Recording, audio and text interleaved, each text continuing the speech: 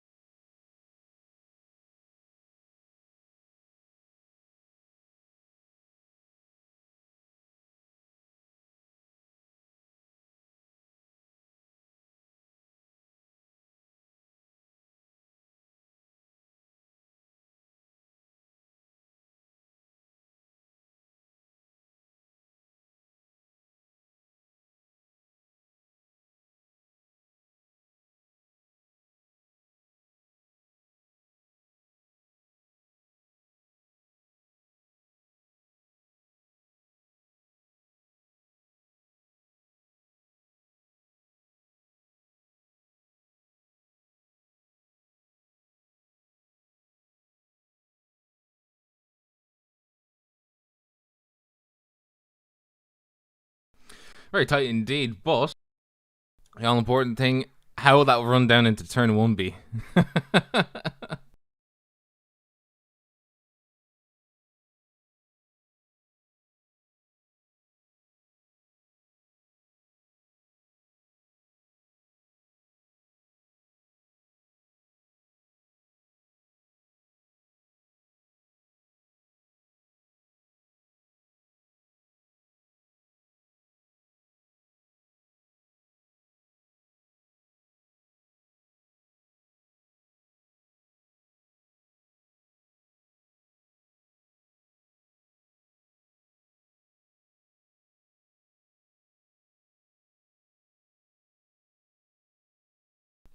Oh, I just realized. Hang on. Stop.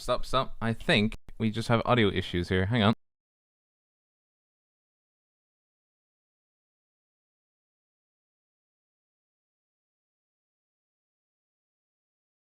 Okay, so not There sure. we go. There we go. There we Okay, go. everybody can hear us now. Everybody can hear us. Hello, everybody. So, Well, so hear they, me. did, they didn't hear me talk. They didn't hear you They didn't. talking. Yeah. Oh yeah, they didn't hear my They didn't hear my opinion of the Max Verstappen Lewis Hamilton. Okay. No, they didn't. No. What a shame. What a shame. What a shame. What a shame. But I even welcome, said everybody. yeah. Welcome. Yeah, I'm just gonna go over the qualifying results as well quickly. No surprise, Anna Pacaponti is pole. Followed by Stefan Rossmann, Mike Gaunt, John Lang, Stuart Elder, Ian Erasmus, Jan Brony, Sean Brown, Brandon Kluger, and Thomas Siebernagel. That is the top 10. I believe all of them are there. So yes, that's what I have been told by the magic of a spreadsheet. So I'm hoping that will go. I'm hoping that goes to plan. Looking forward to it, Robin. One thing I did want to just touch on, because it's September 12th, and I think we all know what happened 20 years ago yesterday. So most people usually like throwing different liveries on for their teams. There are a couple special liveries out there today, of course. You've got Anna Pacaponti, who is remembering with his 9/11 tribute, and also the HW, the Hanson Racing guys. The HW Racing guys, they themselves have a very nice little livery on today as well. It's one of those with the names of the 13 fallen men at Kabul in their tribute for 9/11, and it is a very Stars and Stripes livery. I have seen it; it's fantastic. Fair enough. Yeah, I threw my hat in there. No. I don't know what else Yep. you can say about it, but Now, remember those. Remember those? Yeah. Now, we do actually have tire compounds, and it's actually going to be a bit difficult for us to track because myself and yourself, we're not known for dealing with tire compounds, but we do have them. I'm lucky to be having an overlay which shows me what tires they're on. Despite you can see so the do red. I. Yeah, so do I. The reds are, the red walls are the softs, the yellows are the mediums, and the blacks are the hard. But like I was saying earlier, no tire, no like requirements. You can run whatever you want. You don't have to run two different compounds. If you want to go soft all race, you can go soft. You want to run the mediums, that's fine. You want to take the gamble and take the hards for the entirety of the race, it's your funeral, because there is no refueling either in these cars. Oh yeah, crikey, I forgot about that. Yep. That's going to be a bit of a pain, isn't it? Well, we'll wait and see. I'm really looking forward to the idea of a race where the pit stops are just pit stops with tires. Also, if you're on the stream right now, you'll hear a banger of a tune. The F1 97 Track 1. I thought it'd be very fitting to play it here. The F1 97, where you and I have done some fantastic, replicas of the Murray Walker commentary. This is incredible! Yes, I will be doing my fair share of that, yes. Oh! It's Tarquini! Oh! It's Tarquini!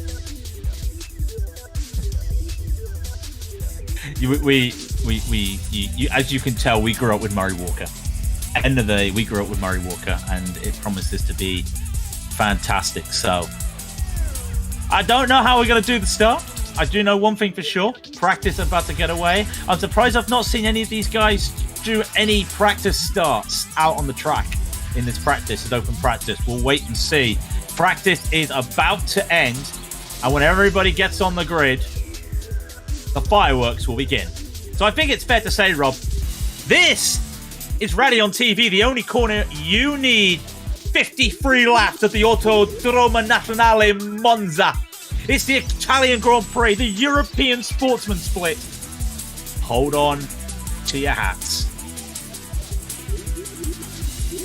Oh, they're getting gridded. Ooh, here we go. It is happening. Looking forward to the start here. Looking forward to the start. You'll see as well, a lot of people with their replica F1 liveries, which is fantastic to see, or modifications. But the key thing here is we're just keeping an eye on where they are. We're just waiting for everybody to grid up. I see Sauce. I see Facaponti, Rossman, and Gaunt on the mediums. Stuart Elder taking a risk on the softs. That could be very interesting down the order as well. Elder's the only one at the moment on the grid with Sauce. Colin Ward has Sauce. Meanwhile, in the midfield, David Wilson, Jack Weddle, they're taking Sauce, but mediums look to be the safe bet at the moment, Rob. Some people still gritting. Silvernego taking a medium. Softs. It's softs and mediums. Majority of them are mediums, though. We are almost ready for the grid. I think we're just waiting for one more person to get on. Now, we won't see the lights. We'll see the green flag and ready to tell us that they're getting ready. And we're waiting. Here they go. They're off, and it's a slow start for John Lang. And it's going to be very punched up. And meanwhile, that looks to be a fantastic start for John Lang. Sorry, I got it wrong. It was caught with the bad one. In to the first chicane they go, and they're free wide down the front stretch, and there's contact between Gordon. Four cars collided. Another car collided in the back. In the very early incident, more cars going flipping at the runoff. That's a car on its side at the runoff, and it's Stuart Elder. And that is championship implications as they come down to the Curva Grande with John Lang in second and Facaponti in first and second ahead. And we will definitely hear... Oh, there's cars going off already onto the side for the first or the second chicane on towards Lesmo 1 into Lesmo 2. Keeping it nice and tidy. That is Thomas Silvernager on your screens there. And he is chasing down Sean Brown. Everybody's gotten scrambled around a little bit. Oh, there's a car gone off. A car gone off at the second Lesmo. That's going to be Brendan Kluger taking it off. But it is chaos at the start, and everybody's just trying to get sorted out. It is lap 1. They are going to be going roughly for about 2 hours, I think, in and around. About an hour and a half at the moment. It's one of the fastest races, as you see. And you can just see there's a lot of gaps going everywhere due to that chaotic start. In fact, P1, Ponte, is a second and a half ahead. Stefan Rossmann in third is 5 seconds ahead of P4. Such is the nature of that start. And we can just see, with a lot of these people gaining position, Siebernagel gained 5 positions on that first lap. Is he going to make it 6? Side by side, he goes with Sean Brown. Does he get the turn in? He gets it. They're still side by side. Still side by side, but the exit will belong to Siebernagel. And he makes up a 6th spot. Nice and tidy he goes. Everybody is getting all their bits and bobs sorted about as they just... Siebernagel gives up the position. He lets Sean Brown take back 4th. But here he is chasing.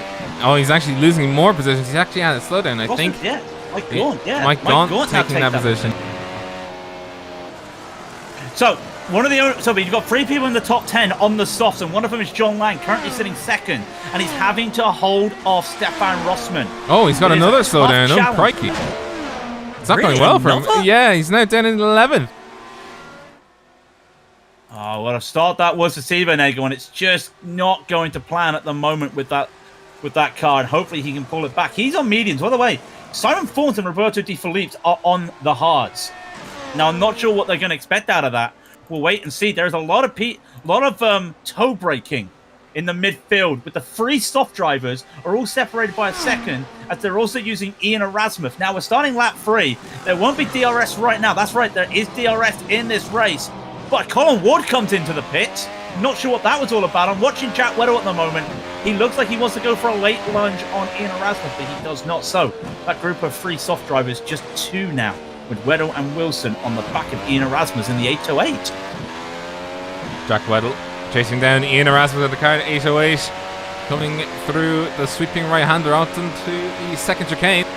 He needs to make this work. He needs this to go absolutely well executed. Just the tires just sort of bouncing about as they come through. Wilson, by the way, down into 14th after having another incident tallied to his name. Keeping it nice and tidy as they go around once again.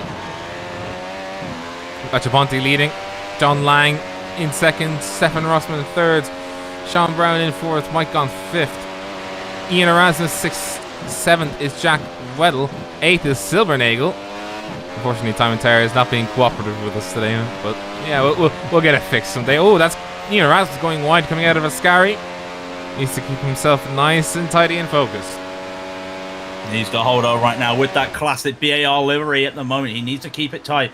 Weddle is a danger man, but he's on the softs. The question is, how long can those softs last in these temperatures? It's 31 Celsius at the track temp. It is 88 Fahrenheit. I just want to see the time difference. They're identical.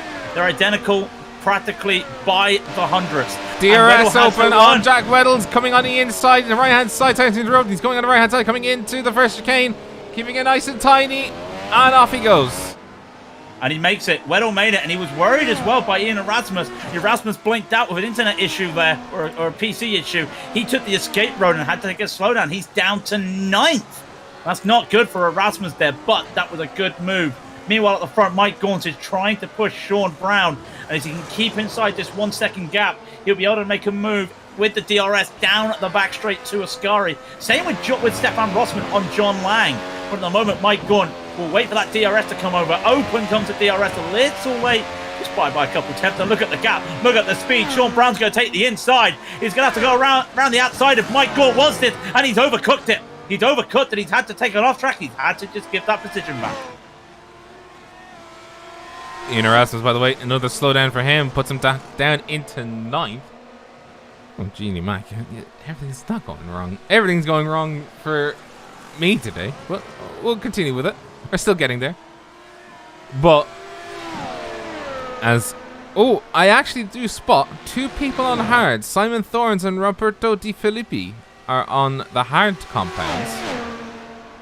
So that's going to be interesting to see if that works out for him. But this battle still reigns. Sean Brown versus Mike Gaunt into the first chicane. Nice and tidy coming out of it. They won't have DRS coming down here. They will have DRS in the designated zones and I think they do follow the real DRS zones for Monza. Coming in nice and tidy in, keeping the car planted as best they can. Out of the second chicane into Lesmo 1. Just here, the sort of the engine lift-off noise. Ooh, I forgot they did that. Recharging the battery as well, and that's a very crucial thing. DRS now open for Mike Gaunt. Now he wants to try and get this right this time. He wants to go around. He's probably cracked up the ERS so he can get a bit more speed out of it. He can't make it. By the time he gets side by side, he's unable to do anything. But if he gets a good run out of Ascari, and look at that, he gets a nice run out of Ascari, and he's going to try and force this without DRS. Side by side goes Brown and Gaunt. A little bit of a nose ahead there for Brown. Gaunt will have to go around the outside of the parabolica, and I don't think he's got it.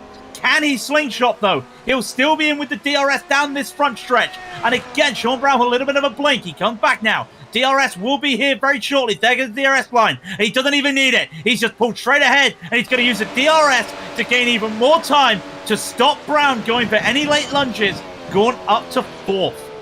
Very nice pass by Gone into 4th position. He keeps it nice and tidy. Doesn't do anything untoward. Nice and calm. That's what I would say. Keeping it nice and calm. Up ahead, of course, we do have Mr. Facciaponte. He's keeping it nice and calm. He just wants to have a nice race up on all of his own, and doesn't want to stir up the apple cart if he can make it, or if he can help it. Yeah, but meanwhile behind, though, you've got John Lang holding off Stefan Rossmann. And really the question is, how long, we were saying earlier, how long do these soft tyres last? It's going to be interesting. By the way, just a quick thing. We are not following the iRacing blue flag rules here. We are doing F1 style. Those lap cars will have to give way. And you can just see, that's why we just saw Colin Ward and Michael Smith go by. But Rossmann loses time through at the parabolica on John Lang. He won't get a move here. He'll get the DRS just, well, I say just, 0.6 of a second. Those soft tyres really working well. As I say that, though, there's Stefan Rossmann going purple with a 1:24.621. We just saw on the screens Stefan Wong going all the way around and having to wait until the track was clear before he got back out on the first chicane.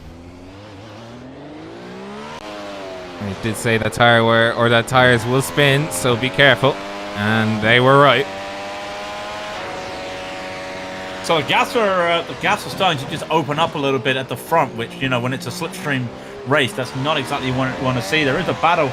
Those two hard-tired drivers are still there at the moment with Roberto Di Filippi and Simon Fawns. They're in their own little battle right now. It's weird to see hard tyres, but when you think that Roberto started 24th, that's right, he started 24th out of 25, and he's already up to 12th. And Corbin Solomonson, he started right behind Roberto, and he's also made up 12 spots. So that just gives you an idea of the pace and also what that first corner incident really did to, the first and second corner incidents really did to the space of these cars. These hard car drivers, they may not have the pace at the moment. They're a couple seconds slower. But if you think if they just keep doing this, if they keep the tyres alive for the next hour, hey, who knows? We might actually get somebody doing a no-stopper because of the hard tyres. John Lang, by the way, he's got damage to that front nose cone. Oh, and that was attempt number 4. And John... Oh! A tap there! Ward goes into the back of Lang. No, sorry, that was not Lang with his wing damage, but now he definitely does. Oh, dear. Stefan Rossmann trying to make the move. Let's have a replay on that.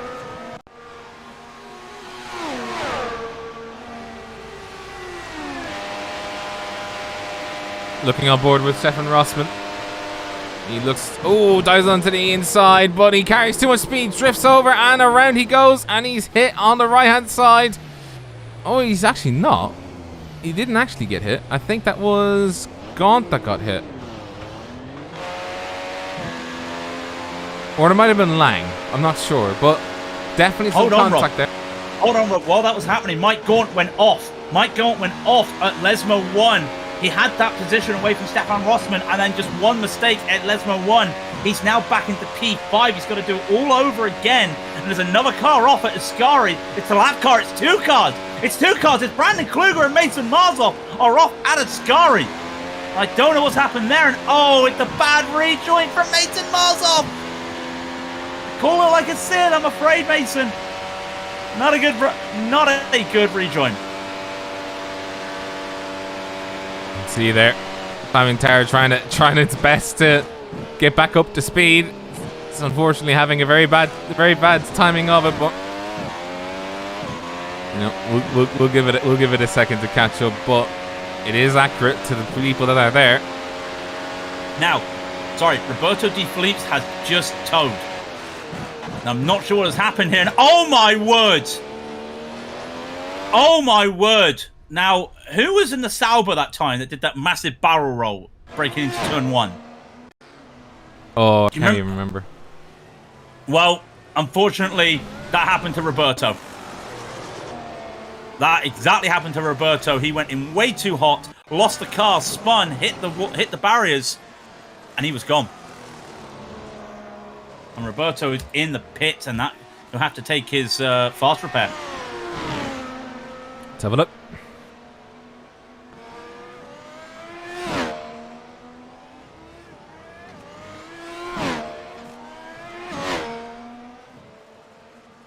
Oh, and off he go. Ooh! Yeah, he did 2 barrels there. Crikey, he was trying to avoid the rear end of the car ahead of him. And he didn't, and it just didn't work out for him at all. And that is massive damage, terminal damage, and he'll have to get a repair. They do have 1 spare car, because there's no teammates in here. They have the spare car from what there would be a teammate. But it's very costly if you have to take it out. Oh, remember the old days with the spare cars, Rob? Oh, how I miss them. Yeah, I remember that. I remember also Spa of what was it? 1998, 99? 97, I think. Or was it 97? When there was literally no it was definitely 88, 98 or 99. It's one of the I can't remember my years very well. I was still young. All I can hear in my head, this is the worst start in an F1 race I have ever seen. Oh my word! Multiple cars into the arm curve. Well, I think Mike Gaunt's pushing a bit too hard on those tires already, because on those medium tires, sorry, because he's made a mistake at Lesmo again, and with the slowdown at the first chicane. All of a sudden, Jack Weddle has DRS, and I don't think Weddle was expecting this so early in the race. He had a really good start. He's made up 8 places, and this could be 9 if he makes his move. He's in the DRS range, and he'll be able to get that DRS again. Back up onto, by the way, going purple once more. There's no bonus point for the fastest lap, but that will help him. Weddle goes around. I want to see, does he get the DRS? I think the detection zone is right before the Parabolica, so he will get this. And just to see. He's 0.7 of a second behind. Up comes the DRS at the finish line. He's going to pull 3 tenths before they brake hard. Does he have too much speed? Is he overcooked? No. Good work there from Weddle. And he's made a mistake for all that to work, and he's just made a mistake at the exit of the first chicane. Also, if anybody is seeing this from the perspective of Formula 1, or if you know, don't copyright strike us. We're doing nothing bad. Don't do it. Don't do it. I mean, I'm probably just inviting a copyright strike now. But our poor lads at SimSpeed got struck for no apparent reason, as far as we can tell. But and Max Bance as well. Yeah, so Max Bance as well. Out of all of them, why would you do that to Max Bance? Come on. Anyway. I'm looking at this right now, and we may have a DRS train shortly, because Weddle's he's losing time to Mike Gaunt, but because he spun his car off 360 degrees. How is he kept that alive? By the skin of his 360 degrees, Rob. Well, the cameras are pointed directly at him, and I have no idea how he managed to do that, but he did. But those tires are definitely not going to like him for that. iRacing does not simulate flat spots, but It still does simulate a very heated tire. It does, yeah, it does simulate very heated tires and tire wear, so they'll definitely not like him for that for the next few laps. But I do notice, by the way, he does actually have a lot of front wing damage. He does have DRS against Ian Erasmus, who he's streaking down now. So at the current standings, down to 10. Yeah, he's all the way down. Yeah, that's a lot of damage for the front and right, especially. But at the very least, at the very least, it can. Yeah, exactly. Exactly. But you can still keep going. Keep it lively. But that has opened up a few little battles right now. Jan Brony and David Wilson Jr. It's mediums versus softs respectively. Brony in the classic McLaren livery. Oh, that takes me back. The old silver and red McLaren. And Wilson Jr., who had the fastest lap last lap at 1:24.404. Car data not found, and he's pushing on Jan Brony. Ian Erasmus is behind them, just trying to get that DRS range. It's so tough on a track like this, though, because even without F1 cars, full stop, when you are racing at Monza, you are looking to get that slipstream. And look at the speed difference from Wilson. And that's got to be an ERS. That's got to be definitely an ERS thing there. I think Wilson put that power all the way up here to high, and he's going to get DRS here. And you can see Jan Brony realizes that he wants to defend, but, well, Jan Brony just goes by. Is Jan stuck in the wrong ERS mode? But that looks very interesting, if I do say so myself. He could be stuck in the wrong ERS mode, yeah. Or ERS mode, sorry. But he might also just be trying to recover in the first place. Jack Weddle, he stopped on the track. Oh, he's had another spin. He's had another spin. Yeah, he did. Another spin at the first chicane. He's still very lucky to not have more damage than he already has, but he needs to keep it out of the walls, otherwise it is going to go wrong for him very quickly. And to be fair, we're only on lap 13, so it's not even time to think about a pit stop right now on those softs, so he can't even think about, taking that quick repair and getting things done now. If he needs it, he's going to have to wait.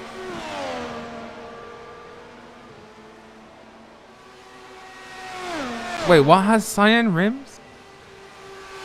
Yeah. What is the cyan rim one? I think that was Jan Brony. I think it's Jan Brony. Somebody has cyan rims out there. Yeah, it's Jan Brony. That McLaren They look cyan. Gold to me. What do you mean? They're still not the right color, Rob. Yeah, but they're not cyan. They're gold. Unless we're looking at the wrong driver. Oh, he's scrolling under braking though. He has got wing damage. He's got plenty. I mean, a lot of drivers out here have got a huge amount of wing damage. Jack Weddle in the pits. Yeah, Weddle, I think he's finally decided with that spin and with the fact that he's heated those tyres up twice now by spinning. I think he's just realised, I'm going to have to take it. I'm going to have to get into the pits. He'll get in right now. On the back he goes. There goes the tyres. On the front, onto the tyres. Down he goes. He'll get that quick repair shortly. Oh, he's held. He's held. There he goes. And now finally gets it done. But, of course, it is a wing. So I think that's why he realised how quick a wing repair could be. He'll come out just behind or in front of the 146 there of Axel Border Herrera's, I think. Yes. No. That's right. It was Roberto Di Filippo's going by him. So, yes, I was right. Corbin Solomonson having to cut through the... Oh, no.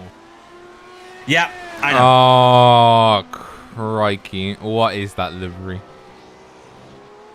Oh, that is just... Oof. Oh, no. You okay there? No. No, why does this exist? I'm sorry, Solomonson, but why is a John Deere McLaren existing in my eyes? What? Get that away. Get that away. Yeah, I don't want to see it. I wish I could tell you. But, yeah. Anyway, he's just gone off as well. There goes Solomonson. He is off the track. He's going to be giving up some time, and that will allow Jack Weddle to get a position back. So, Weddle taking that repair has not actually hindered him too much. He's lost a few spots, but that's helped him out. Realistically, when you think about it, so... but the gaps at the moment are they're big enough for Monza. Put it like that. That's the best way to explain it. These are Monza-sized gaps. I don't think anyone is close enough at the moment for an overtake. Oh no, I say that. Ian Erasmus and Jan Brony.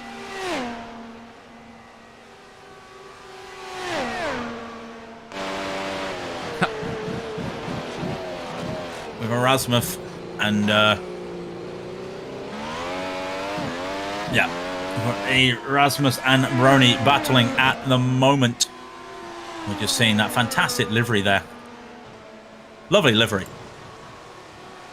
Do love that livery by Adam Pacaponte. John as well got some nice paint. A lot of driver, like we were saying earlier, with their 911 tributes and with their retro throwbacks and everything. Really nice liveries and fantastic. And I'm just watching at the moment. Oh, Ian Erasmus, I think it just got caught off there by the camera. Ian Erasmus with an amazing overtake. Late lunge on Jan Brony for 8th. That was as late as you could make it.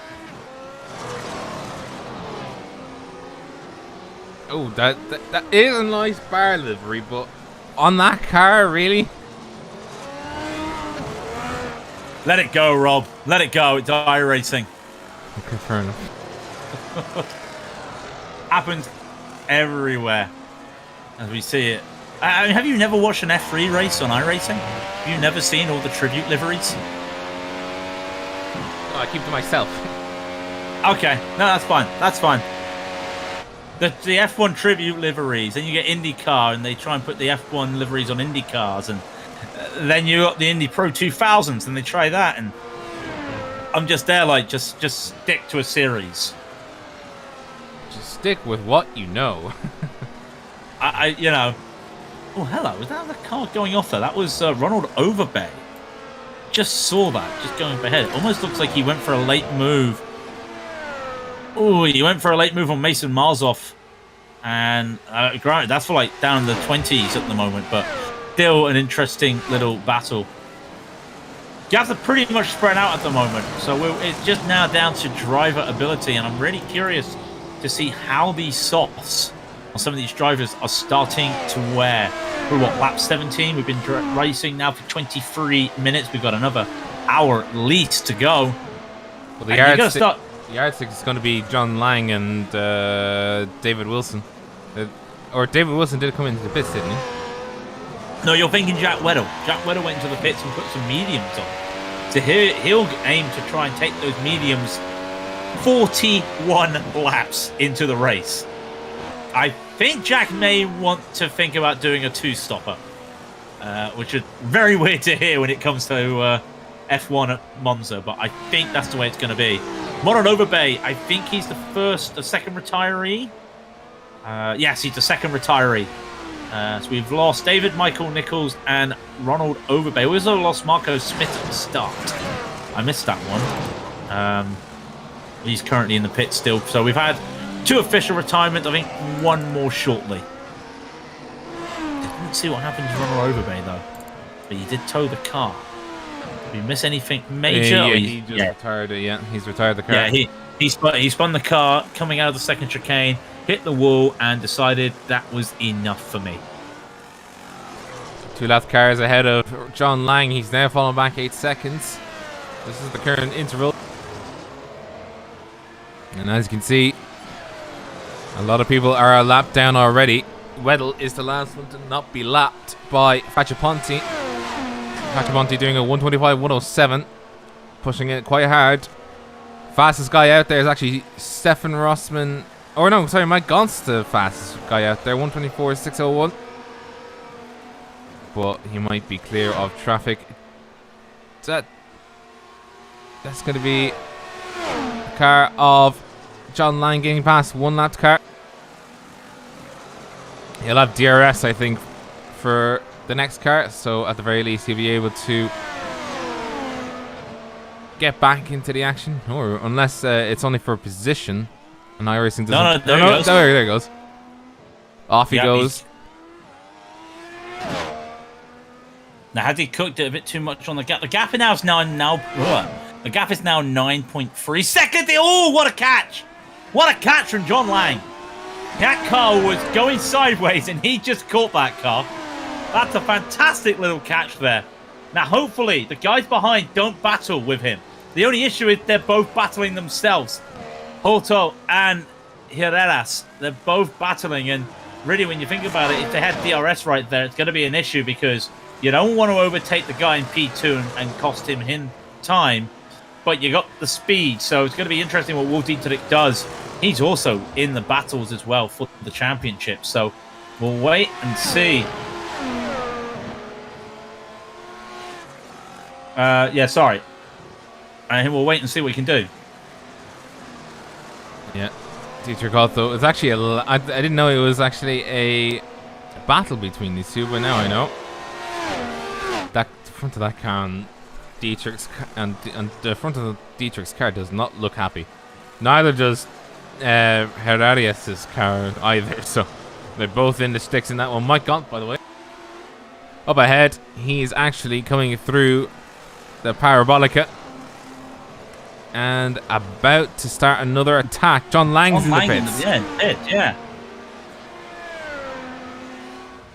Oh, Mike Gaunt, he's not engaged his DRS. I know, there he is. Only at the very end, though. And, oh, coming into the first chicane. Oh, no! Stefan Rossman's around. Oh, crikey. Everybody's trying to get through, but it's all choked up. The Hello Kitty car has unfortunately picked the post. No. That's a bad one. I think there was a little bit of netcode there with Mike Gaunt trying to get through. I'm not sure what happened. I think he had to give us a couple of positions back as well. I'm not entirely sure. But it's all gone crazy here at the moment. And you see Sean Brown has gone down the pecking order. And that's really going to cost it. Really going to hurt him. He's got some wing damage. He's got a lot of wing damage. He's going to have to come in. That's too much to go by. What about John Lang? Sorry, not John Lang. I'm talking about Mike Gaunt. What about Mike Gaunt? How's his wing damage? Well, he's doing all right at the moment. But yeah, that is pretty costly on both sides.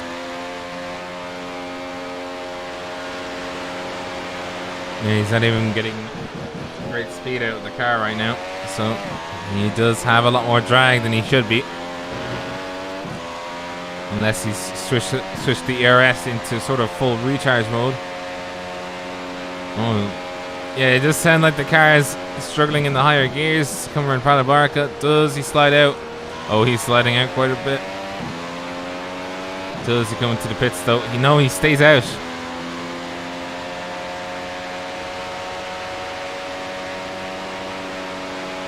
And meanwhile, Mike Gaunt was trying to make a move on Thomas Siebenagel. We were just watching that. He could not make it work.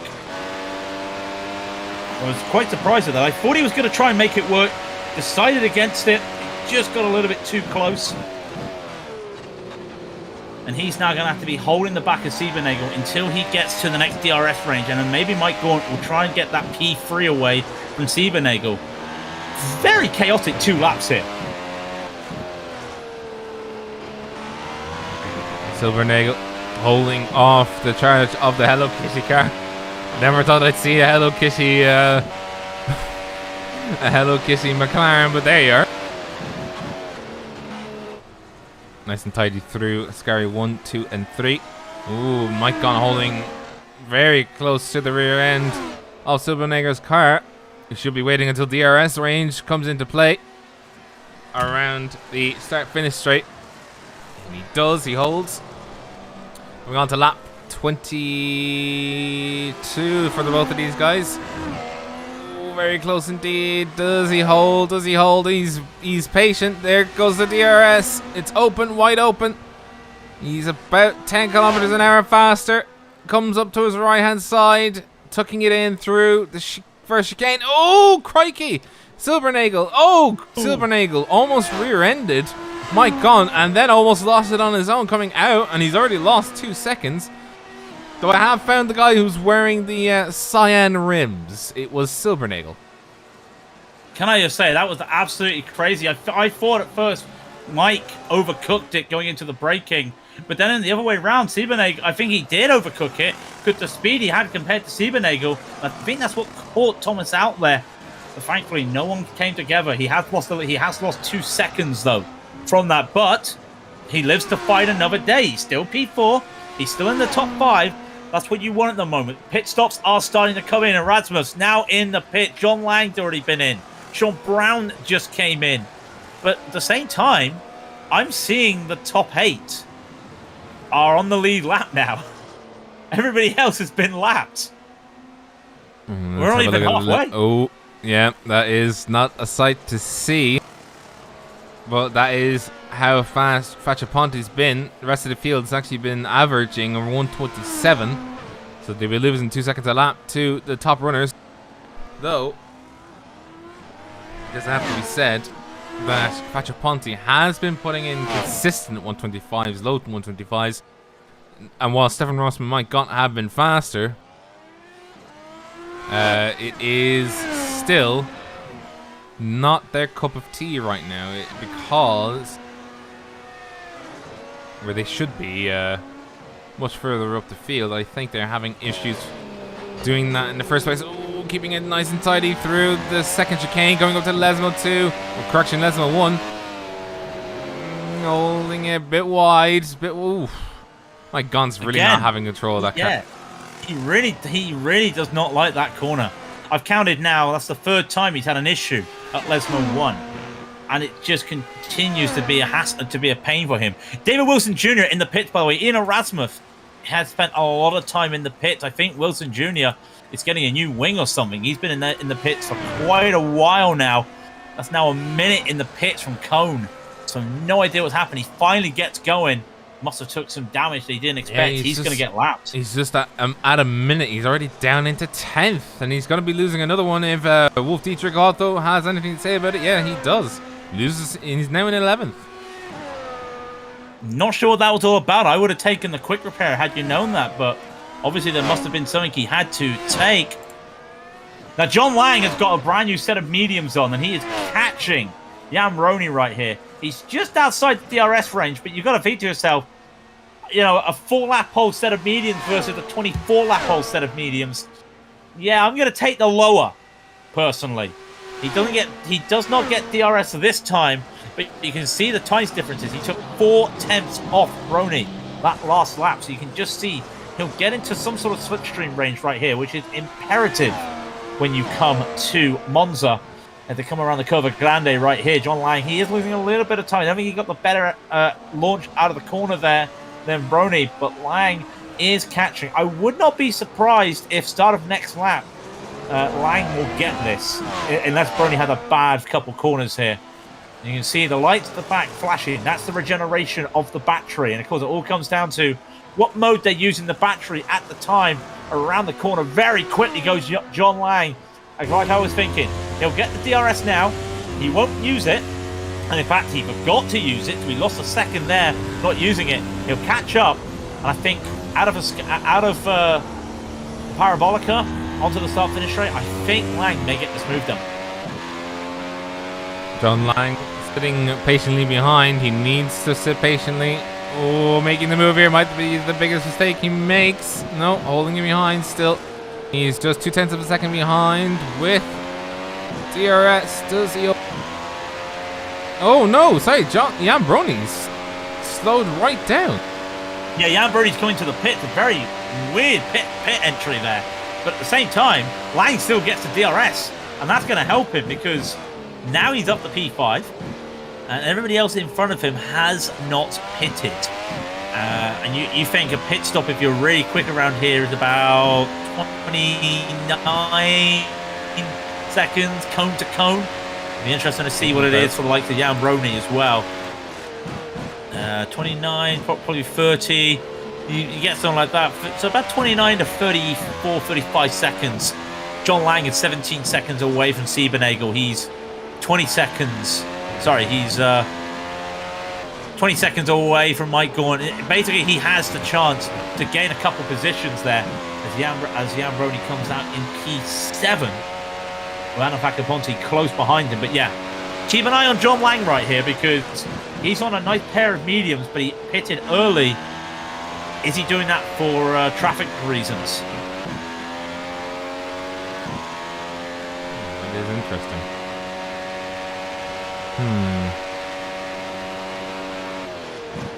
As you can tell, I really love pit stop strategies.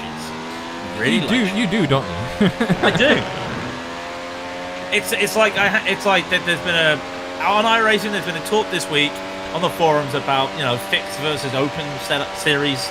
With the GT3 fixed, the GT3 open, the VRS, of course. And I was there thinking to myself, yeah, well, I mean, it's just like when I did NASCAR, when I did Oval. You've got your fixed and your open races. And your open races are longer to the point that you've got a chance for green flag pit stops. So basically, I prefer a longer race, which means I prefer an open race because I like to win positions on pit stops, and especially here, no refueling. It's just all tires. It all comes down to, can you get into the pits as fast as you can without being slow on the entry, especially with how tedious it is to get into the pit lane here at Monza with the speed you carry through the Parabolica. No refueling, but if you've got any damage you want to take, do you feel like you need to take it to then get the tires on? And there is a little bit of RNG with tires, but nothing that would mean you would lose a lot of time like a Valtteri Bottas at Monaco. Sorry, Mercedes fans. Sorry. But I love pit stop strategy. I love pit stop battles. Damn, why do you have to say it like that, man? Oh, well, sorry, Mercedes fans. Yeah. Why did you say it like that? I mean, I felt for him at the same time. I gotta be honest, it was a shame. Of all the things to go wrong for somebody, the thread, the thread getting welded together. Yeah, that's something you don't really see. So that's a shame. It wasn't the thread getting welded together. They stripped the nut off, like the nut clicking points off of the nut, so they couldn't actually, and they made it worse by trying it again and again and again. So basically, there was nothing. It's like on a bolt, right? Where you have like your hexagonal bolt. There's the bits it's a flat bits that that you cling into, right? And then what happens is you have your gun, your air gun. You take it off. You can take it off in a jiffy. But the way that the F1 cars do it is they have well, this is what I think that happens anyway, is that they have sort of the opposite effect, where it's like instead of bits sticking in, it's sort of like a butterfly, or not a butterfly, a flower effect, where it's like little bits stick up at regular intervals, and that's what the guns interact with. But obviously they had started running the gun, the air gun, or the power, whatever it's called, power wrench, before it was ready, right? Or I imagine. I'd imagine so. And somebody's going to come into the chat and tell us correctly all the terminology, but yeah, I get what you're saying. I remember what happened now. So yeah. By the way, Mike gone. He's still clearing traffic. He's cleared 2 cars of traffic now at this stage.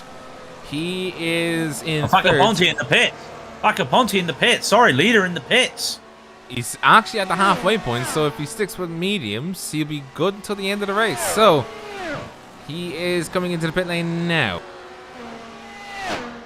Stefan Rossmann is going to stay out a little bit longer with those mediums. There's no way he can go the full race on those mediums. But stranger things have happened. Ponte comes out. He's going to be just overtaken from Mike Gaunt, and then the traffic. And I think the traffic's going to be the key one here for him. He's going to have to pass a couple other cars to get to Mike Gaunt. Mason Marzov's behind. I don't think Marzov will overtake him in that John Deere livery. Why do you have to enumerate it? Why do you have to do Credence in his word? Why do you keep doing that? Why are you torturing me like this? I'm torturing myself saying it, okay? But keeping as Ponte comes in for a new set of tyres, 5 seconds behind Mike Gaunt. Now he had a 10 second lead. I'm curious to see how quickly he gets back up the field, if I'm brutally honest. Mike Gaunt is just having just already lost half a second through those corners. Sean Brown, by the way, just went purple with a 124.225. No DRS. That was just the time for the HW Racing driver. 124.2. And the track is getting cooler, by the way, Rob. It's 31 Celsius now. That's 87 Fahrenheit.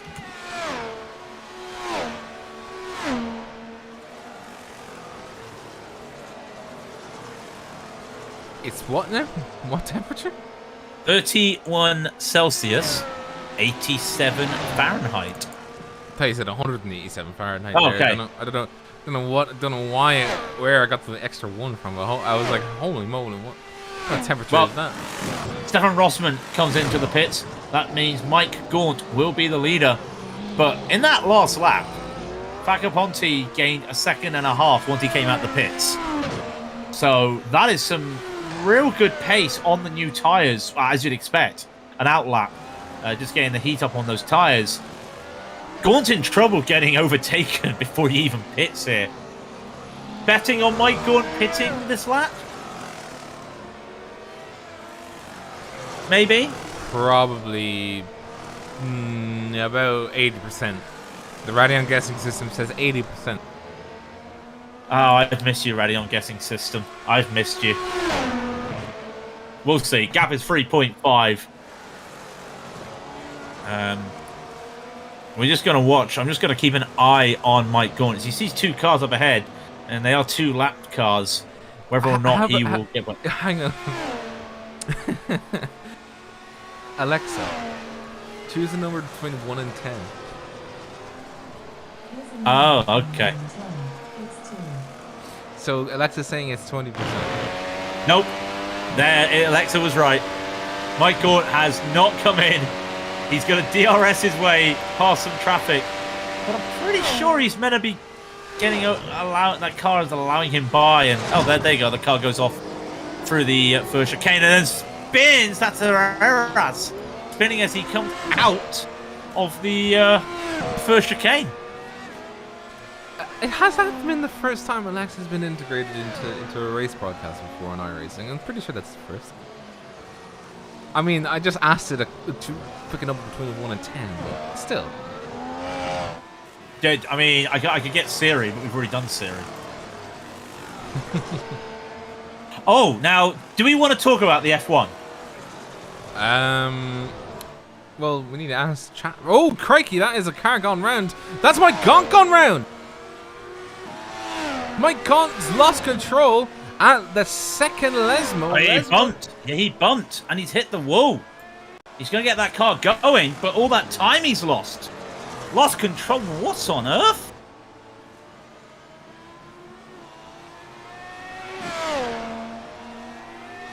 Wow. He definitely has to come into the pits right now.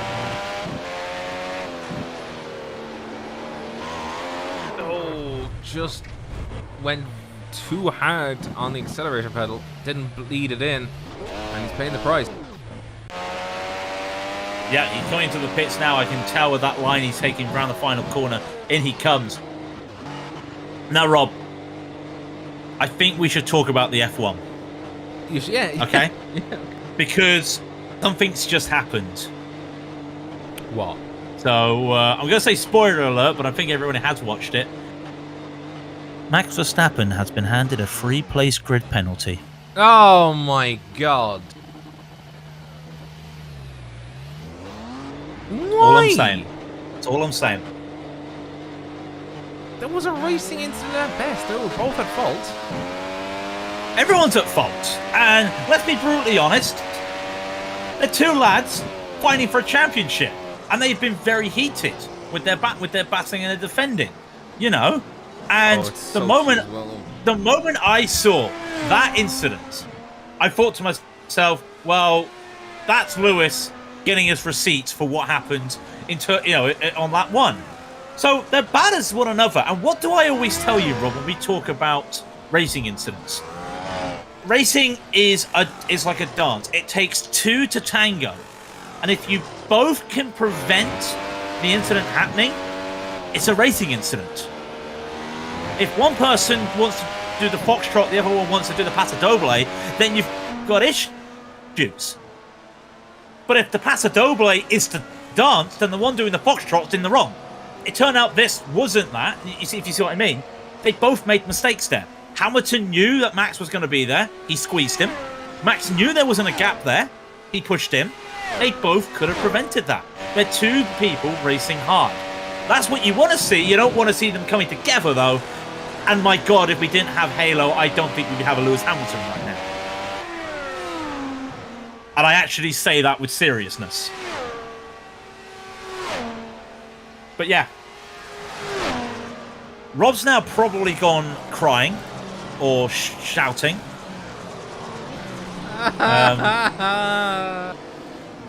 Yeah.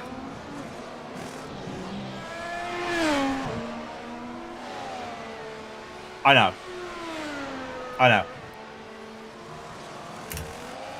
It's all right, Rob. It's all right. So, well, we do have a race still on here, but the gaps are very spread. Oh yeah, they are. Them's the gaps. Oh, only the top 9 are unlapped. Wilson's the next target. And he's just gone purple. Yeah, well, I mean, then he's a pass boy. What?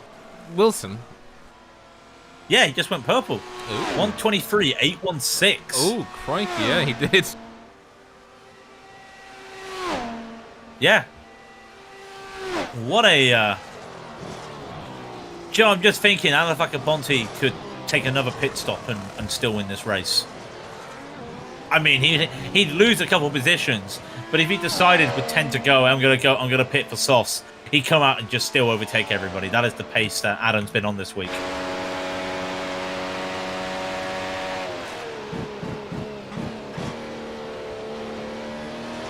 That there is that there is a whole report on this Max Verstappen thing, by the way, from the steward. There's a whole report. Well, no, because it's the FIA has to give a reasoning why they've given the penalty or why they've come to their decision. You know, but how many pages is this? Of more than one? Yeah, it's more than one. Even though it's the last paragraph that's on page 2, technically it's more than one.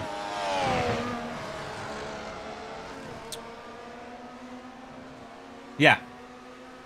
It's a racing incident. That's it. Yeah. I mean, it isn't to say both drivers were not at fault. They were both at fault, but that at the end of the day, that is the reason why. You know. But then for Max to go and say he never gives me room, and I'm there thinking, all right, Max, what happened on lap 1?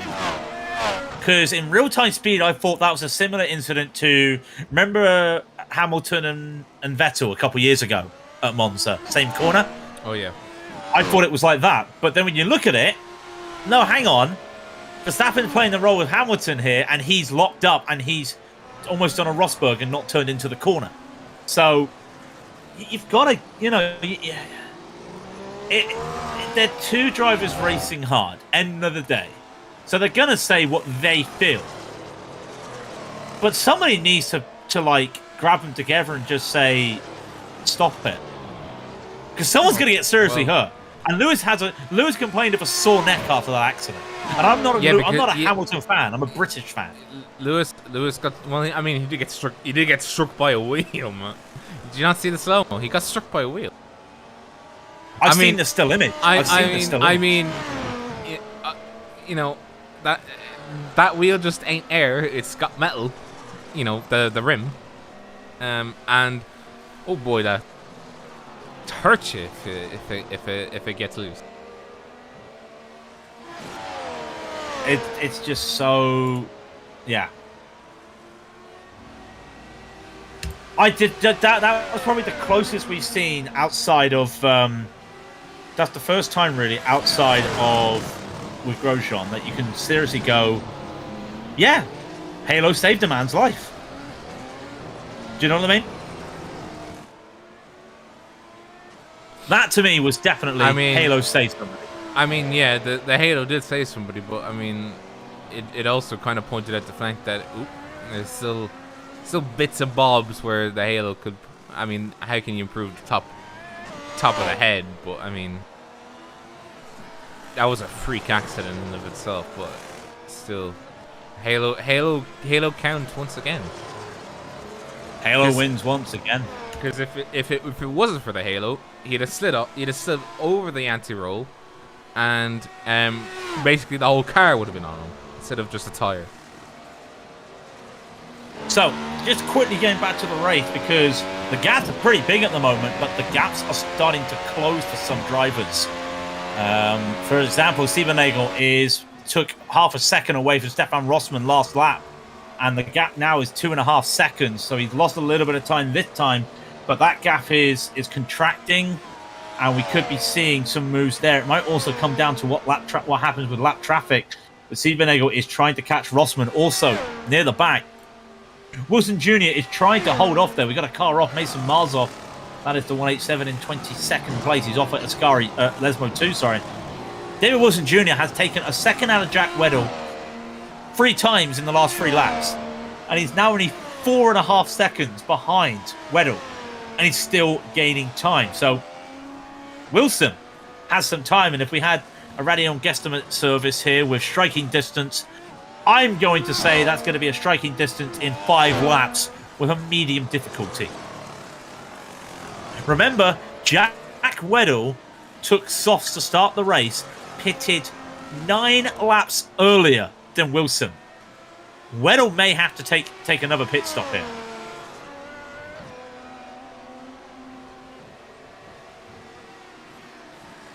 I mean, just look at the times. It was a 1:23.960 for Wilson, a 1:25.342 for Weddle. Yeah, those tyres are crying right now. Do we have a slow-mo of the tyres and the degradation? No. Couldn't afford it. No! Couldn't get the HDR cameras, could we? Yeah, we couldn't. We couldn't get the slow-mos. No. That's one of my favorite. That's one of my favorite slow-mos in Formula 1, actually. Like next to the animals just avoiding their fate, or their supposed fate, is the.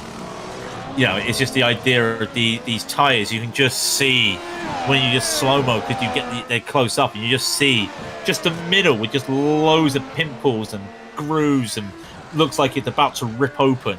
It's a fantastic slow-mo. It's one of my favorite things to watch. I know that sounds really weird.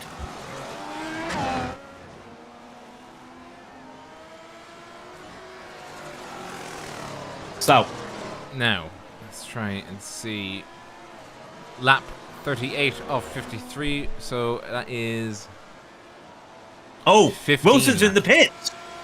Sorry, Wilson's in the pits again. Again. And there's no drive-through for incidents. So what is this all about? Is he gonna do a soft? Let's see. Yeah, he's gone to softs. This is risky. He can do it. There's only 18 laps left? If I've done my maths correctly. Well, I mean, he would if he didn't put. Damage. He got damage, yeah, as well. Oh, that's a shame. So he's going to have to try and do damage limitation. He's lost 10 to Simon Fawns. But if he's on those softs and Fawns are on those mediums. By the way, Fawns has not pitted yet. Excuse me? Well, he is on the hard compound. That is true.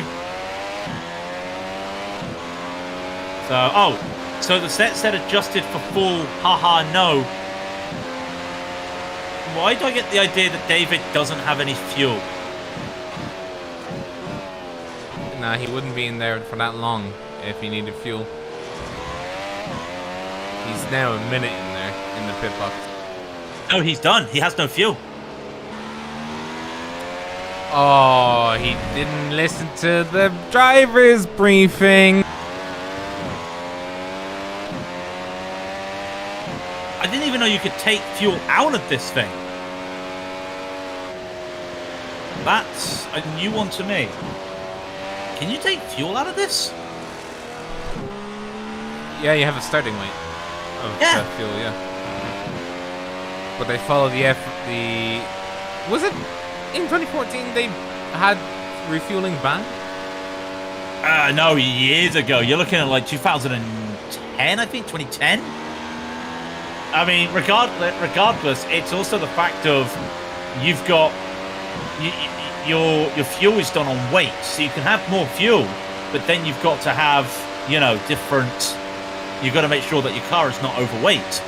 But with that happening, something tells me that Weddle. I mean, Simon Fawns is right behind him. Does Weddle consider popping in for some sauce and going again out on the sauce? He's going to get swallowed up by Simon Fawns.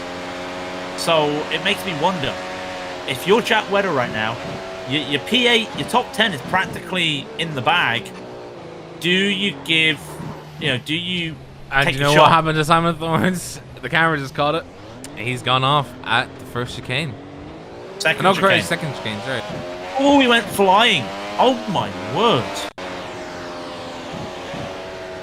My word. That was a very weird result. Yeah, that's some floor damage. And my God's just gone off. Lesmo's caught him out again. And he's got a rear wing. He needs to get back to the pits. He'll have no rear downforce. He's got a lot of damage. Now, where has that rear wing loss come from? Oh, he ran into the back of the... Oh, yeah, he's got to come into the pits. Now, I'm sorry, Jack. I think you've got to come in. I think you've got to come in now, Jack. If I'm Jack Weddle right now and I know this is happening, I come in and take this, and I think you've got to get these tyres changed. And he did. That's exactly what he did. He put a fresh set of mediums on. I would have gone for sauce, personally, with 14 laps to go, but Weddle came in for the pits. Very good decision there. Fawns hasn't come into the pits yet. But then again, he's battling Wolf Dietrich Hotto. So, can Fawns pull off the nose stopper? That's going to be an interesting one.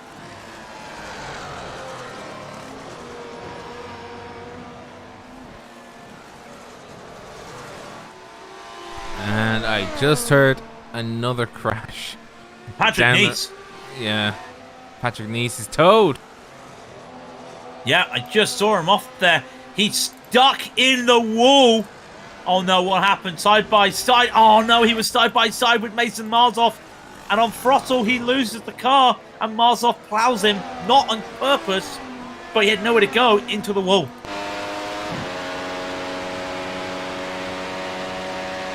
Heavy damage there. That is heavy damage. Oh, and yeah.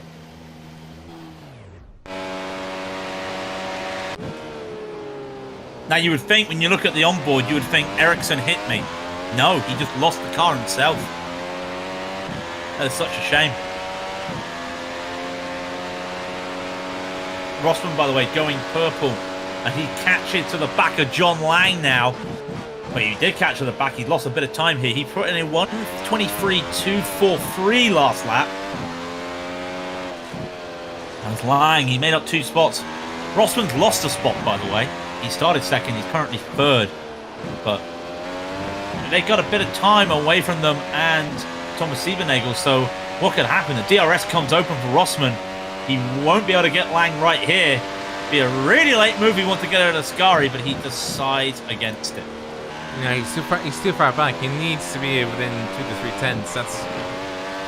I think we're getting to the ballpark of that, where you need to be 2 to 3 tenths to really start using DRS to overtake people. But he'll definitely be at that distance if he keeps it good through Parabolica. He does. And now the charge just needs to wait for DRS to kick in. There it is. Yeah, and you see Lang go take the inside line. Rossman will have to go around the outside. And late braking, had he overcooked it, he's got to keep this car under control. He makes it. That was not an easy overtake. He had to go late for that one. He gets that position. And now Lang is going to be the one that'll be waiting on DRS. By the way, while this is happening, Thomas Siebernagel just sees the 2 guys at the front on his relative, just training positions. In fact, he can't even see them at the moment. And he's just starting to think, there could be a podium here for me. could be a podium here for me. How nice would that be? We'll wait and see. Siebernagel right here for Black Tree Race Crew. That'd be fantastic for Black Tree if he could get on the podium right now. He's only got 10 laps to do and then it's falling quickly. Talk about falling quickly is John Lang. Rossman gets DRS from the lap car. Lang doesn't. And he's going to be missing out here, but that lap car will hold them up because you can't let anybody go through Ascari. It's a tough one. And he does let the lap car go. Rossman gets by. Lang is going to have to wait. Yes, we're on lap 44 of 53. Accaponte has a 25-second lead. Excuse me? Well, he just did a 1:23.391, so that's probably why. Wow. Wow. Lang does get the DRS, but he didn't know if he had it, and he popped it close and then got it back up again. Ooh, that was a tough moment, but he is still there. Siebernagel as well gets a second away.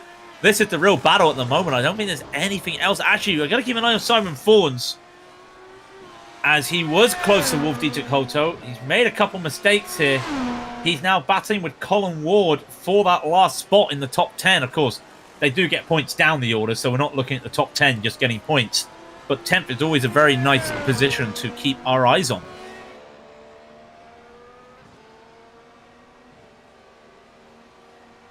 I gotta be honest, Rob, I was expecting a downtime, and I could have talked about the brand new update from iRacing. Well, you have downtime now. I have downtime now because what a fantastic update it is for the cars. The new models on the GT3s look fantastic for the tyres. Really do give a new feel. The traction control really does feel nice. The ability to slide some of the cars. I'm seeing Audi GT3s sliding on purpose. It's fantastic. The new Porsche Cup car, that also So looks it no longer kills you if you even have a tiny slide. You can save it. You can save it. Even on cold tires. Can you brake more than 5% in a corner, or is it still lethal? Pass. Okay. I think you can go harder. You can go harder. But with the new tire model as well, where the cold tires really are cold, and once you get them heated up, they are in a sweet spot and they just go. It's almost like being on rails. And talking of being on rails, Rob, Mike Gaunt took a risk when he had to take that repair. He put the soft tires on. He just did a 1:23.106. I really want to see what he does this lap. Because if he can just pull away or pull ahead, I mean, it's 20 seconds between him and Jan Brony. I don't think he'll be able to do it. But that's a 2-second difference compared to Brony. Almost 3 seconds, and the gap's 20 seconds with 10 laps to go. Don't call it a comeback, but Mike Gaunt might get a P6 here. He throws in a 1:22.881. Jan Brony put a 1:25.913. Oh, she quick. That is one to keep our eyes out on. That is fast. Wow. I didn't see that. That's amazing. 17.6 seconds at the start of the lap. And in fact, to give you an idea of how fast Mike is right now, he's pulled a second on Vaccaponte. Now, Adam's doing 1:23s. He's doing mid-1:23s. And Simon Fawns has had an off. And he has had a big one. It looks like he's had a big one. He's had two in the last 10 minutes. Those tyres, he tried the no-stopper. He's trying the no-stopper, and he's got no life in those tyres. And, oh, my word, what was going on there with Simon Fawns, with Mike Gaunt? But, yeah, Fawns, I think, might be coming to change those tyres. Yeah, he should. No life. Yeah, he's got no life in those tyres. I would be very surprised if Simon Fawns didn't pit right here. Look at it. He can barely turn it. He can barely turn the car into the Parabolica. And here he's coming into the pits. Oh, it's a struggle bus. Yeah, into the pits he comes. Now, an update on Mike Gaunt. Because of that incident, he only did a 24.008. Only. That's still a second and that's still a second and a half faster than Jambroni. Gap is 16.3 seconds. As the gaps around the rest of the field has started to just open up a little bit, Mike Gaunt is on a mission, and he can now see Jambroni on his relative. 15 seconds at the gap between the two of them. And if I'm Mike Gaunt, I might be asking Adam, could you give me some DRS? You know, I could do a little bit of extra speed, please. But as I was saying with the iRacing changes, the fantastic work they've done with the GT3, well, I say fantastic, the good work they've done with the GT3 modelling, the good work they've done as well with the Porsche Cup car. It is a fun car to drive. It's an easier car to drive than the old Cup car. I don't know if you remember that one. It was a very challenge. I'm looking forward to do some racing on it this season. But the Ferrari, it's a Ferrari. Simply put, Rob, it's a Ferrari. And there's been a lot of talk about, well, it's the same car. Well, that's what the Evo is. It's practically the same car, but Ferrari actually reached out to iRacing and gave them a CAD of the car, the inside and the outside. iRacing didn't approach Ferrari. Ferrari approached iRacing. That says a lot, I think. Wait, what? I thought it would be the other way around. No, Ferrari apparently went to iRacing. And then we're like, ciao. Here's CAD design. Use it. We want the Ferrari Evo in the sim. Bene. Can you do about the GT3 Hold on, Rob. Hold on. John Lang's in the pits. Again? Has he got fuel? Now, this is going to be interesting. Has he got fuel? What's going on? This would be bad if he now runs out of fuel. Yeah, but you can't. I don't think you can put in fuel, can you? I know he's taking tires. He can't. He's taking tires. You put on softs. But obviously he can't make them run. He's combating Jambroni. Yeah, it's going to be a battle between Jambroni and himself, and that opens it up for Mike Gaunt. Mike Gaunt's going to get some DRS from a lap car as well. Brandon Kluger, he's going to get DRS when he comes across the line. Adam Facaponte let him go. He realized how fast Mike was right now. And it may be a 124.045, but the speed he gets from DRS, he sees Brony and Lang ahead. 11 and 13 seconds as those two are battling. There's only 7 laps left. I think he's left it a bit too late.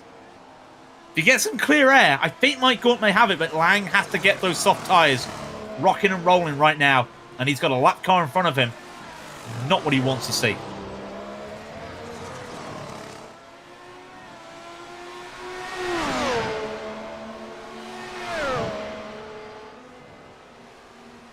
Does he let him by? He lets him by. So, Lang has a car advantage over Jambroni. He wants to keep that P5. Corbin Solomonson has had an off as well. He's had a big off. Oh, he's come together with Stuart Elder. Oh, he come together with Stuart Elder at the Parabolica. Oh, that's a very damaged car. Very damaged. So,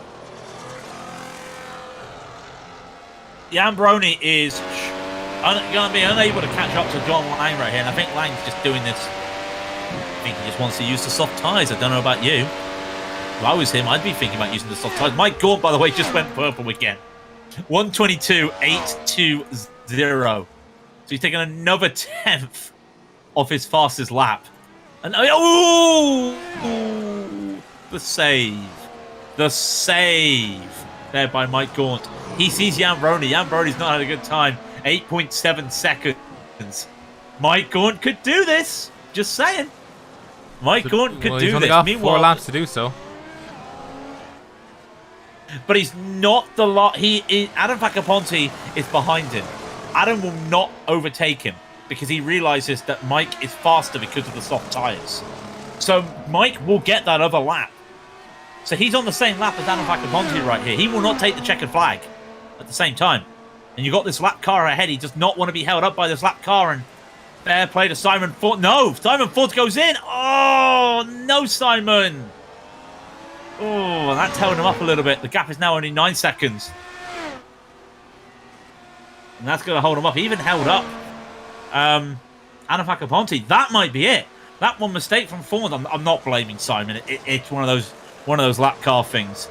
But that could be it for Mike Gaunt's chance of getting that P6.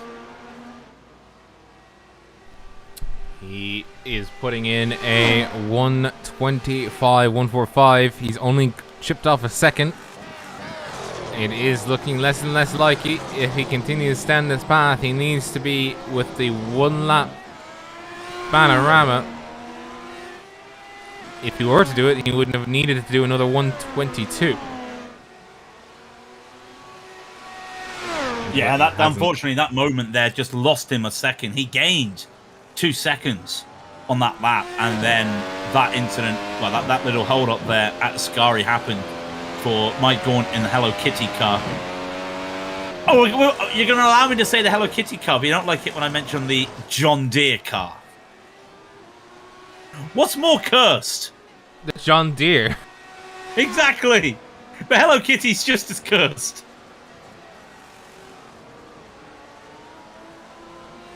No, the Hello Kitty one is like kind of cute. I don't know.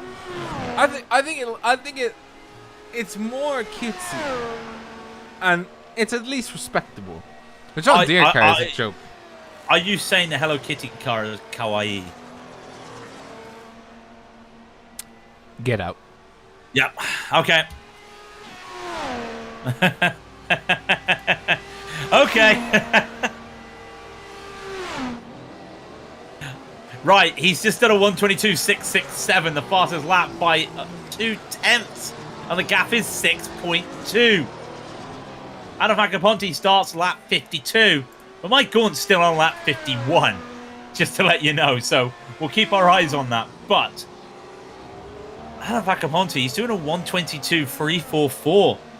The track temp has gone down to 28 Celsius. It's gotten cooler and cooler. And meanwhile, John Lang, his quest of pulling away from Jambroni, successful. Just to put a 1:23.6 on those soft tires. Nothing happening in the rest of that top field. Stefan Rossmann has that P2 from Thomas Siebenegger. We've got to talk about Thomas though. For Black Tree, I said that wrong. I will correct myself. For Black Tree Race Crew, Thomas Siebenegger making 7 places up. Started 10th, 3rd overall. Can he hold on to that? Knock on wood. You know, every time you mention somebody, you mentioned what's his face? Well, it wasn't Wilson. It was Brown. Oh, who had a really good start? You mentioned Brown's name, and it went around. Oh, well, Mike Gaunt's got a very, very unhappy sight behind him. Another 1:22.462. 3 seconds taken off between Mike Gaunt and himself, but it is the white flag lap. Mike Gaunt has to put in a lap of the absolute gods. He's not on white flag. He's not on white flag. Remember, he's not been lapped from Anafaka Ponte. He's still in the penultimate lap. Yeah, but look how close they are. Gaunt needs to keep ahead. He'll keep ahead of Anafaka Ponte. He needs to catch up to Jambroni. The gap at the start of this lap was 3.1 seconds. He's already taken a lap out. Brony's been on those tyres since lap 24. You do the maths, that's just under 30 laps. He'll get a little bit of DRS help here. In fact, no, he does not. He doesn't know where to go with Colin Ward. Colin Ward at the blue flag should be letting him by, surely. But no. And this opens it up for Mike Gaunt. Gaunt may know he had to wait for the final. There goes Ward. He's trying to get by. What's going on? He finally lets him by. But Mike Gaunt sees Jambroni. He sees him, and actually, Rob, I think Mike Gaunt may have got the DRS, but regardless, coming around the final corner from flag to flag, Anafaka Ponte has been dominant today. He wins the Italian Grand Prix in convincing fashion from 23 seconds away from Stefan Rossmann, who's only coming up to the Parabolica right about now. Second place goes to him. And then Thomas Silbernagel. We'll leave out his cyan wheels. You know, won't worry about that. You know. Right, the key battle then is this between Brony and Gaunt. for P6. The gap, you can see, is 0.7 of a second. Gaunt will get the DRS. I think it's all too much, too little, too late. We'll see. Comes around Lesmo. Gap is 4.5. It's 0.4. He'll get the DRS. He's going to have to make a move at the final corner. This DRS will not give him the position. And Brony knows it. He's going to go for the defense, but he's opened up the position. Gaunt's going to go. Ooh, Gaunt can't make it. Gaunt can't make it. There's no more DRS chances for Mike Gaunt. He's going to have to do this with Slipstream. What can he do? Brony realizes that this is proper racing. No assists for overtakes. What can Gaunt do? Into the Parabolica. It's going to be right on the back of Brony. I think Jan's held on to this P6. We'll see. Round the outside goes Gaunt. He's going to go for a slingshot. The block there. The slide. Oh! Brony gets it. By the skin of his teeth, 6/100ths of a second. Yeah, very good defending there from Jan Brony.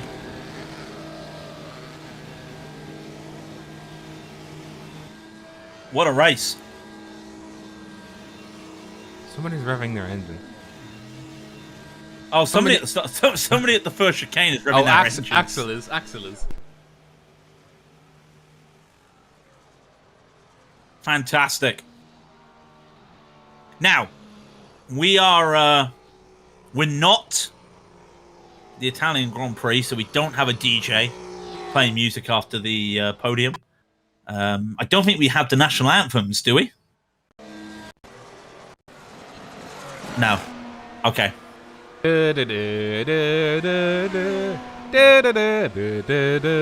I'm not gonna lie. Years and years ago, I did a Team Fortress 2 broadcast. It was America versus France, and we decided to play the national anthems, but we decided that we knew we'd get copyright strike. So for the USA, we played Team America. I'm not gonna say anything else because of course we played Team America. Of course you did. Yeah. Why else? Why nothing else? Do you know what I mean? But I think we should get somebody in from flag to flag. Adam Vaccaponte, what a drive! Hello again, gents. Thank you.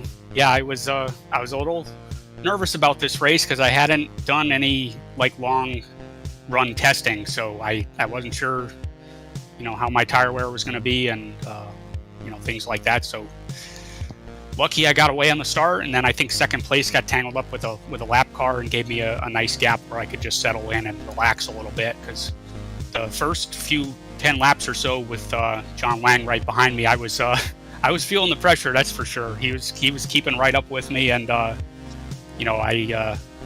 don't perform well under pressure, so I don't know if I could have stand that all the way to the end. No, I think it was good as well. You were putting in some fantastic laps out there. You went for the mediums. Did you think about running the softs? Because I know a few drivers at the start did take the softs and they had some good starts. But was your plan always to go with the two mediums?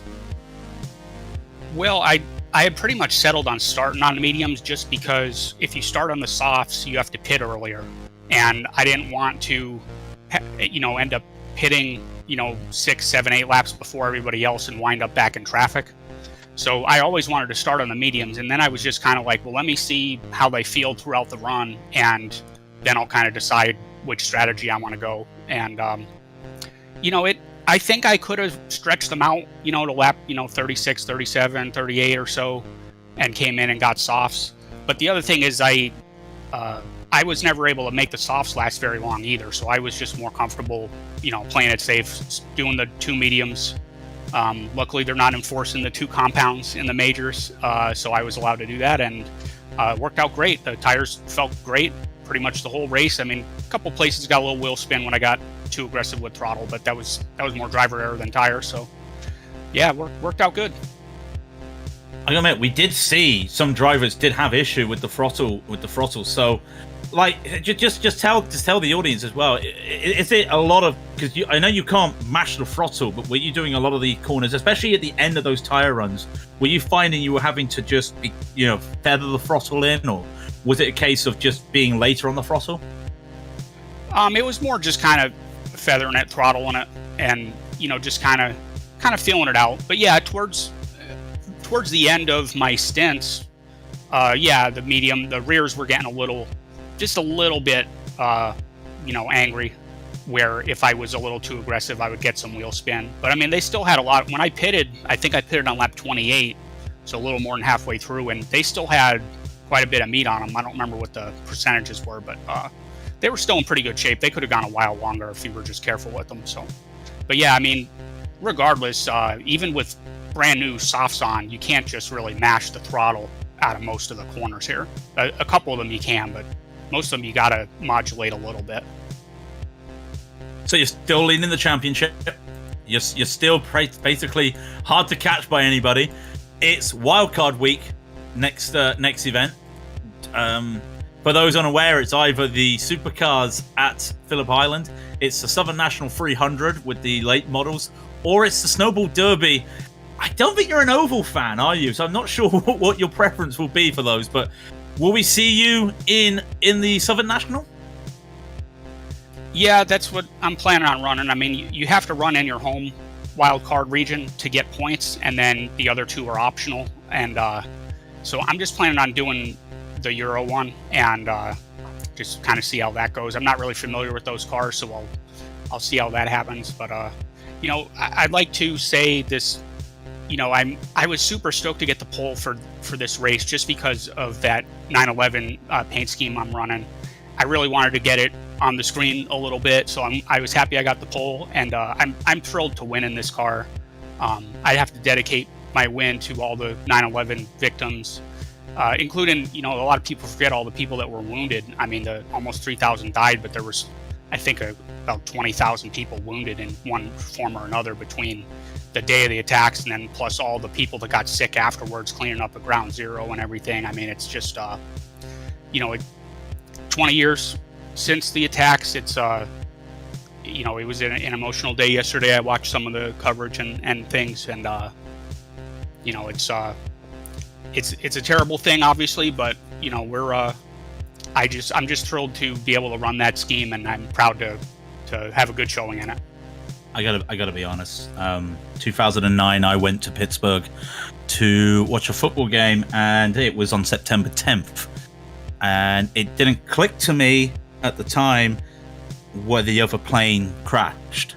So to see not just the whole city, the whole nation celebrate that was only 8 years. We're not talking like the 20th anniversary, but then see that state because of all the people that lost their life in that state, saving thousands of people. It really hit home how the respect and the tribute, and I can feel that. I can feel that in your voice. It's so nice to see that 9/11 tribute as well. And I mean, thankfully, Rob's giving it some fantastic screen time right now, and frankly, it deserves it. I don't know if you've got anything to add, Rob. I don't. No, I don't. But where are we at for next time? It's wildcard. It's wildcard. The Southern National. Late models. It's another album. But we got this one coming up, and then our last race of the season is Legacy Indy cars at I can't remember where we're running them. It's Twin Ring. We have another wild card before that, but yeah, it will be it'll be the Indy 300. It will be the Indy 300, the Indy Japan 300 to finish. But like I said, we'll look forward to seeing you October 3rd. Wow, we're coming so close to the end of the season here. 2 more races later. Adam, once again, thank you. Congratulations. Go and enjoy. And I know it's football week, so I don't think you'll be watching. But for those watching, just go and enjoy. But all the best. Congratulations, Adam. Thanks, guys. And thanks again for having me. And congrats also to Rossman and Silvernagel on their podiums, and also Sean Brown. He had a pretty nice recovery. I think at one point he was down in 10th, so that's pretty good finish P4. So good job to him. All the best, Adam. Thank you. Well, speaking of P4, Sean Brown, how are we, my boy? Well, it could be better. The race didn't go. Well, actually, it went exactly as well as I thought it would go, but I was hoping for a little bit better. Yeah, you had a good start. You had a really good start, and then it just had a little bit of a slide. I think you started 8th overall from my notes and fell back to a P4, but it wasn't all sunshine and flowers out there for you, was it? No, I had an incident with my Gaunt going into turn 1, and then after that, I think I had a little damage as I went into Oh my gosh, I'm blanking on the names. But I went into a corner and ran wide, hit the grass, and then spun out, and then got hit. So I had to pit a little early. Luckily, you know, the tires last a little bit longer on the second stint, so I could run a little bit longer on the mediums that second time. And then made up some ground, and luckily caught some luck with some guys in front of me having bad luck. Yeah, talk me through quickly about that with the second stint, because I was noticing with the tires near the end of their runs on the second set of tires, the tires were coming down mainly because of the temperatures. So, did you feel the increase of grip, or did you just feel a lack of wear on those mediums on the second stint? Well, it's a mix of with the fuel burning off. It goes a little faster. It goes a little faster down the straights, and it hooks a little bit in the corner. But when it starts to wear a little more, you can definitely feel it in the corners and under braking. Under braking is usually where I feel the wear is going first. I'll notice that my fronts are starting to lock up. And then these cars, if you dial the brake bias back just too far, just one click, it'll snap around on you just like that. So it's a little scary. So I saw I think I had a 25-second lead over 5th place. And for the last 4 laps, I was backing up my corners and just braking super early, coasting. Yeah, I was not risking it with a 25-second lead over 5th.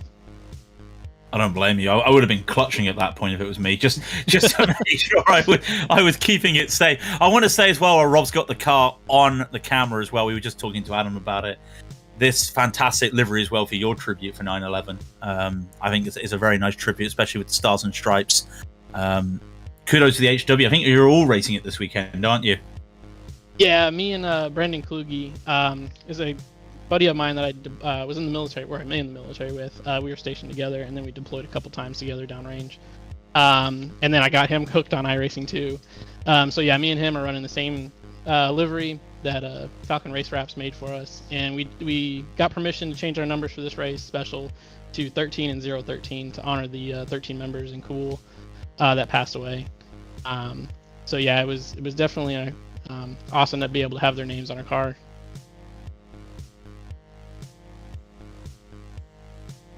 Yeah, I think that was a nice tribute. Rob, Yeah, I was gonna say, how difficult was it out there on? Because I know on your mediums you went for them for 30 laps. How was it at the end? Oh, it was very scary. It's weird when you're driving on them. It'll just fall off a cliff all of a sudden. I went into turn 1 and all of a sudden my tires started to lock up, and then turn 3 they were locking up again, and I was like, I think they're done for. And that's when I started to dial the brake bias back and start to coast. I'm not a huge fan of the F1 car. It's kind of fun to drive, but yeah, not a fan of the tire fall off on it. So unfortunately, you've lost ground on Adam in the point standings, but we are heading to some oval racing. What can we expect from you for the Southern National 300 apart from driving fast and turning left? Yeah, I'm pretty excited for that. I've been doing some late model races in the official series. It's actually a pretty fun car. I think it got an update with the new season, so I haven't driven it since the update. Ovals, I'm a little better at. Brandon Kluge is a lot better at ovals. So hopefully, if anything, Brandon Kluge can just get in front of him and drop him back a couple of positions. Well, Sean, it's fantastic seeing you. A good recovery drive. Congratulations on the P4 damage limitation. Hopefully, like I said, we'll see you in October for the Southern National 300, and all the best for the rest of the day. Thank you, guys. You guys have a good one. Thank you very much. I think we should let's just quickly get John Lang in. I think we'll just do one more with John Lang here, who had a very eventful race, it is safe to say, John. But you come out of it with the all-important P5. Started 4th, only lost that one position, but congratulations. Yeah, top 5's what everybody aims for, isn't it? No, I say it's the most important. I say it's the most important stats on iRacing. That's the one. Yeah, it was good. I think realistically, I was aiming for a podium. I think, but I had a spin. I think I'd got a different strategy than everybody. I'd already planned to do the soft, medium, soft. But then when I was doing quite well, I thought I was doing quite well. I didn't realise the drop off would be so much on the medium. So pitted 5 or 10 laps too late, obviously after my spin. But yeah, if I'd have stuck to the original plan A, I think I'd have been close there for third. So happy with fifth because it was an amazing race, good result. But also feeling like I could have possibly done more if I'd have had the confidence to stick to my strategy. Yeah, I mean, a free stopper, as you were saying. I don't think anybody. I think only over one person tried it. Was that something you were always just looking at just because of the tyre wear? I think I was more confident when there was more grip in the tyres, obviously. So I wanted, and I think on the numbers, soft, medium, soft. I mean, discounting face, his times were obviously incredible. Soft, medium, soft. I think was going to work out as the best strategy, at least for me and my times. So, but when I was in second and there was a 10-15 second gap behind, it was hard to pull into the pits and lose that track position, and should have done but didn't do, and but still super happy with fifth, and good F1. First time I've raced this F1 car. Last year we did the Williams F1 car, so it was really fun. Really tricky, obviously getting on the power braking's it's so different. I should have spent some time this week practicing, but I got a new rig, so I've spent all week setting that up to even be able to get to race. So next time I'll be on it with a bit more practice. So tell me quickly, because you mentioned that last season they used the Williams, this season it's the updated McLaren. Apart from refueling and ERS, just explain really the differences in terms of handling and downforce compared to the two cars, because they are really, the Williams I think is 2009 and this McLaren was 2014. So what were the noticeable differences between the two cars that you saw? There was, I mean, it's going back a year, so I don't remember too much of the Williams. I didn't think you would. Yeah, at Spa, which was fun. I think the Williams just drove, standard car, no fiddling with the energy recovery or anything like that. You could just get out and drive it like a fast downforce car. I'm not good at fast downforce cars, so I wasn't doing particularly well then.